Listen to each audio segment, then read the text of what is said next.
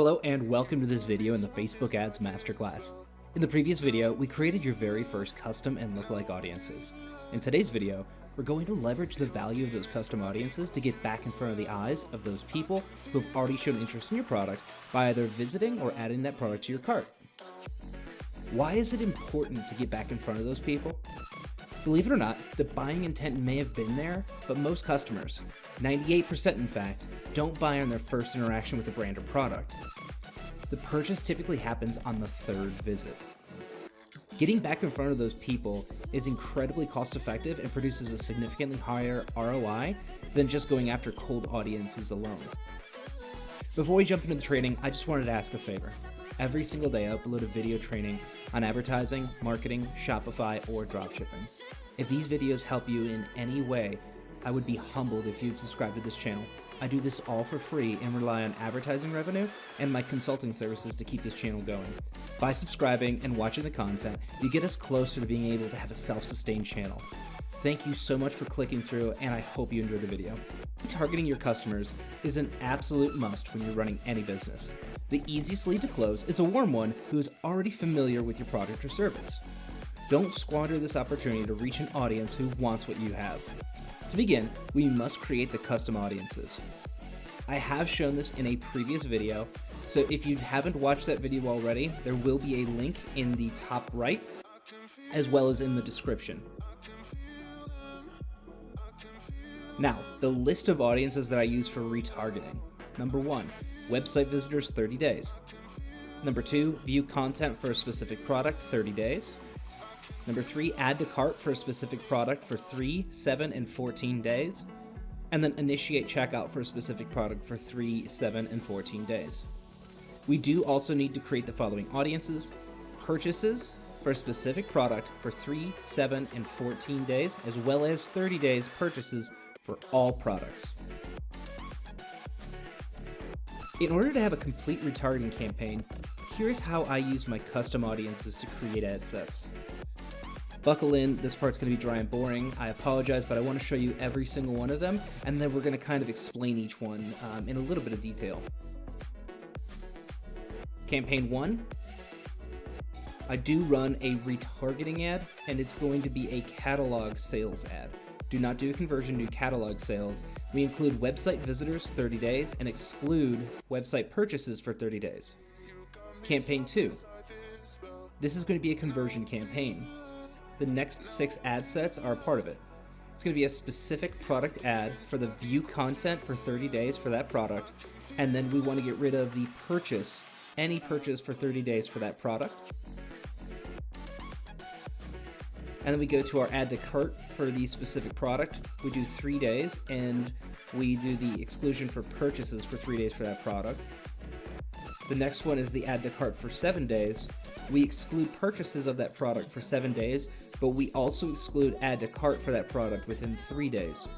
This ensures that we only get the people between 4 and 7 days since they added to cart. Then we have the add to cart for 14 days for that specific product. We exclude the purchases for 14 days and the add to cart for 7, so we get only the people in the second week out from when they added it to cart. We do the same thing for all the initiate checkout as well.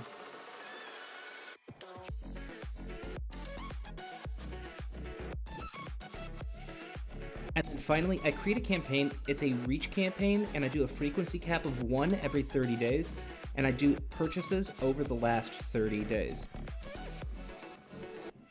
Let's take a look at these and discuss how we would craft a message for each. Note that people who made a purchase are excluded from retargeting, as we don't need to target them again to increase our ROI. They're done with the customer funnel for now and should be remarketed in email. The first ad set is in its own campaign and focuses on anyone who visited the website regardless of what product page they landed on. The reason we choose catalog ad is to get them directed to a purchase. The catalog ad will deliver products they are most likely to purchase based off their behavior on and off your website, weighted heavily to the on-site behavior. If they visit a certain product, it will almost always be the first product they are delivered for their catalog carousel. Our second ad set is going to be for someone visiting a specific product. This works great if you have a product that seems to be getting the bulk of your traffic and you want to showcase it back to that audience. To do this, create a video for the product if you haven't already and craft a message tailored to the person who's being targeted. Make it a little personal and focus on how that product is going to be a good fit for them in some way. Do not start offering any discounts at this point, as we don't have any commitment that they want to purchase what we have. We want to save the coupon codes for the next step, which the next 6 ad sets, since they're all very similar, are going to be lumped together.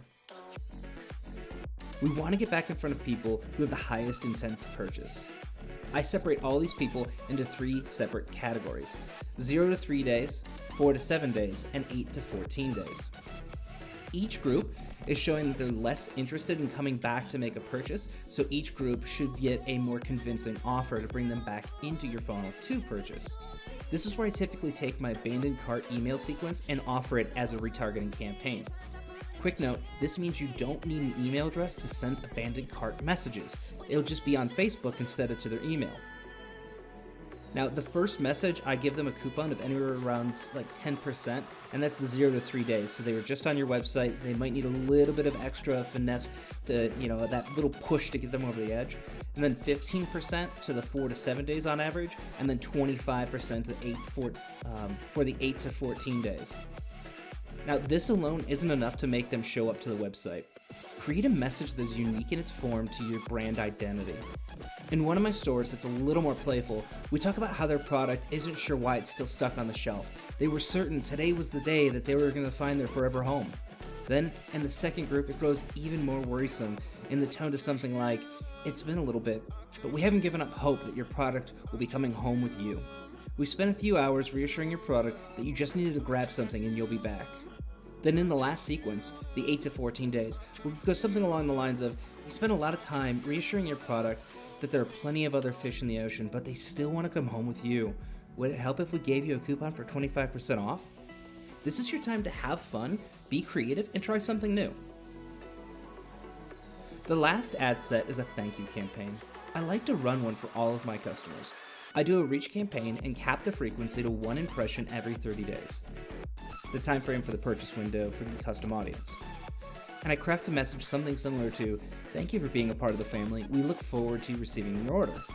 We put a happy, positive image for the customer as the ad image. Not enough companies do this. Remember, you would not be in business if you didn't have any customers. This can also be a time to invite them to like your Facebook group, or a reminder that they'll be able to have a discount on their next purchase if they do some kind of review for you. Something like that. Have fun.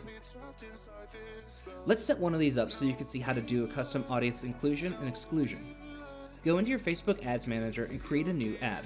Let's do a conversion campaign and scroll down to your location.